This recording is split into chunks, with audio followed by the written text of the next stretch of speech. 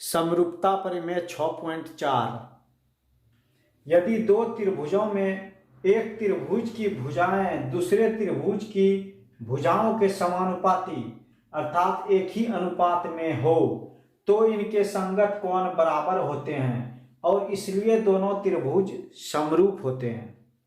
सबसे पहले विशेष प्रतिज्ञा होता है, इसमें हमको जो जो चीज दिया हुआ है जो सिद्ध करना है उसको लिखना पड़ता है।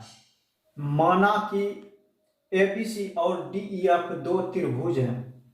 ABC यहाँ पे है, DEF यहाँ पे त्रिभुज है, जिसमें AB ये भुजा बटे DE, AB बटे DE बराबर BC बटे EF बराबर AC बटे DF ये हमको दिया हुआ है।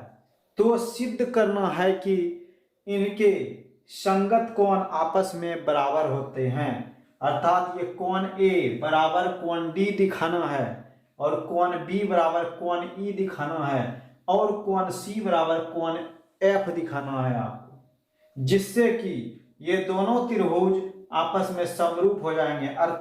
अर्थात त्रिभुज ABC समरूप त्रिभुज DEF, ये सिद्ध करना है आपको। दूसरा भाग रचना होता है। सिद्ध करने के लिए हम जो भी कुछ जोड़ते घटाते हैं या हिसाब को छोड़ के अलग से कुछ लिखते हैं उसको रचना बोलते हैं। AB बराबर DP और AC बराबर DQ काटते हैं, ये रचना हो गया। तीसरा भाग उपपत्ति होता है। इसमें हम लोग 3 स्टेप्स का प्रयोग करेंगे। पहला स्टेप्स PQ समांतर EF दिखाएंगे, PQ समांतर EF। दूसरा स्टेप त्रिभुज DPQ समरूप दिखाएंगे त्रिभुज DEF।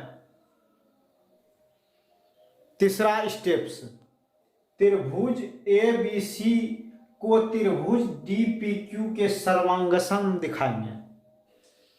PQ और EF को समांतर करने के लिए इसमें हम लोग DP बटे PE और DQ बटे QF का अनुपात बराबर करेंगे और इस पर थेल्स प्रमेय का विलोम लागू करेंगे। चूंकि AB बटे DE बराबर AC बटे DF दिया है, ये हमको पहले से ही हिसाब में दिया है, इसलिए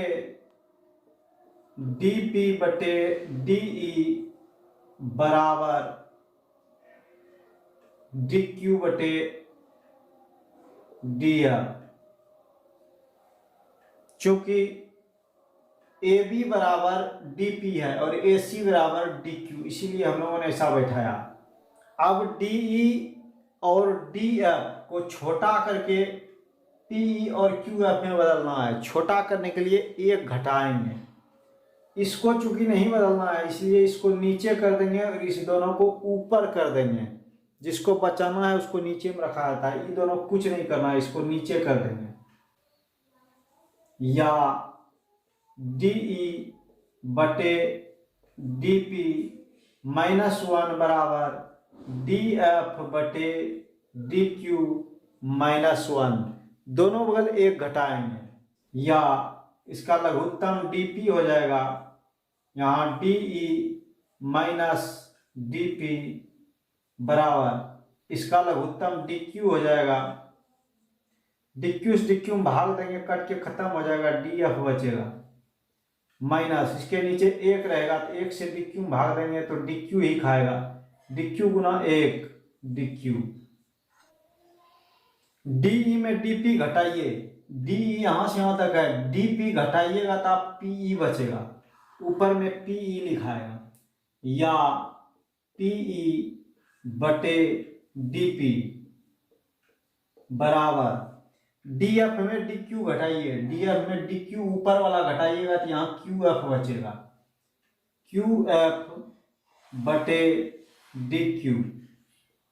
पुनः इसको उल्टा देंगे दोनों तरफ, DP बटे PE बराबर DQ बटे QF।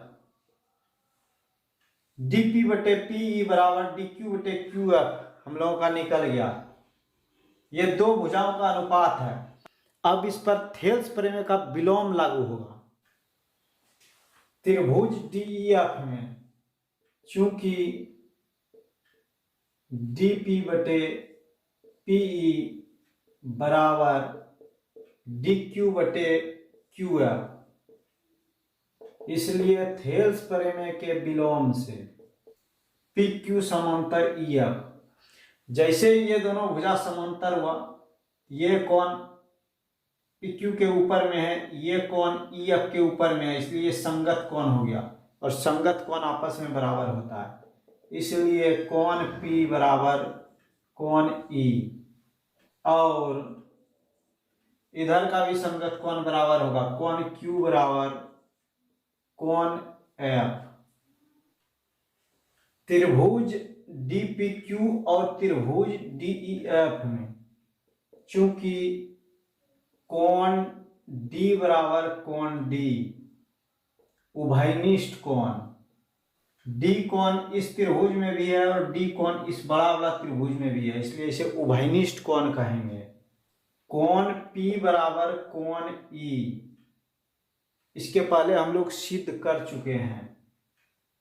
जब दो त्रिभुज का दो कोण बराबर हो जाता है तो तीसरा कोण अपने बराबर होता है, और Q बराबर F भी है, कोण Q बराबर कोण F, इसलिए को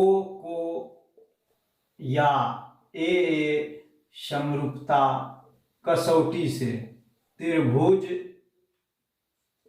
DPQ समरूप त्रिभुज DEF, समरूप त्रिभुज के भुजाओं का अनुपात आपस में बराबर होता है, इसलिए DP बटे DE बराबर DQ बटे DF बराबर, इस त्रिभुज का तीसरा भुजा PQ है, PQ बटे और बड़ा त्रिभुज का तीसरा भुजा EF है बटे EF, या DP के जगह AB भर सकते हैं, AB बटे DE बराबर DQ के जगह पे हम लोग AC भर सकते हैं, AC बटे DF बराबर PQ बटे EF, और AB बटे DE बराबर AC बटे DF बराबर BC बटे EF, ये पहले से हमको दिया है हिसाब में। अब यहाँ मिलाइए, PQ बटे EF AB बटे DE के बराबर है और BC बटे EF भी AB बटे DE के बराबर है, इसलिए ये दोनों भी आपस में बराबर हो जाएगा, इसलिए PQ बटे EF बराबर BC बटे EF। अब EF कैंसिल हो जाएगा, या PQ बराबर BC, बराबर के दोनों तरफ एक जगह पे रहने पर वो कैंसिल हो जाता है, ये भी भाग में ये भी भाग में, इसलिए कैंसिल हो गया। अब PQ बराबर मेरा BC निकलेगा। अब तीसरा स्टेप, ABC और DPQ को सर्वांग सम करेंगे। त्रिभुज ABC और त्रिभुज DPQ में चूंकि AB बराबर DP रचना से, ऐसा हम लोगों ने रचना किया है, AC बराबर DQ ये भी रचना से हो गया, और BC बराबर PQ हम लोगों ने ये अभी तुरंत सिद्ध किया ऊपर में। तीनों भुजा बराबर हो गया, इसलिए भू भू भू सर्वांग समता कसौटी से ये दोनों त्रिभुज सर्वांग सम हो जाएगा, इसलिए त्रिभुज ABC सर्वांग सम त्रिभुज DPQ, जैसे ही दोनों त्रिभुज सर्वांग सम हो गया, कोण A बराबर कोण D हो गया, इसलिए कोण A बराबर कोण D, कोण B बराबर कोण P, और P पहले से E के बराबर है, इसलिए बराबर कोण E, कोण C बराबर कोण Q, कोण Q पहले से कोण F के बराबर है, कोण F आप देख रहे हैं ये ए कोण डी के बराबर हो गया, बी कोण ई के बराबर हो गया और ये सी कोण एफ के बराबर हो गया। इसलिए त्रिभुज ए बी सी समरूप त्रिभुज डी ई एफ, यही हमको सिद्ध करना था कि इसका तीनों कोण इसके तीनों कोण के बराबर हो जाएगा, जिससे कि त्रिभुज ए बी सी और त्रिभुज डी ई एफ समरूप हो जाएगा। जय हिंद, जय भारत।